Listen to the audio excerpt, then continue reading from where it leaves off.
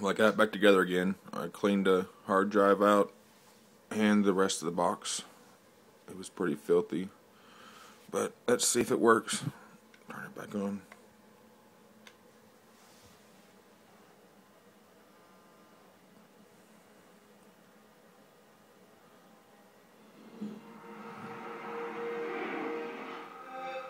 So far, so good.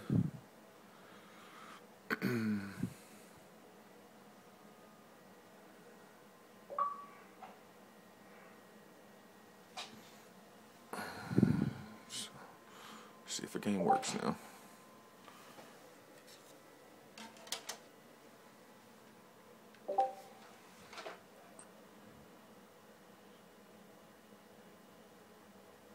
And that's my sister's profile. Anyway, I don't know how to switch it back to mine when it loads on. But anyway, I'll figure that out later.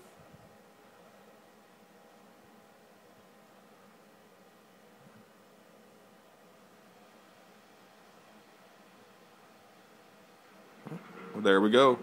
Xbox fixed. Hopefully for good. Guess we'll find out. Anyway.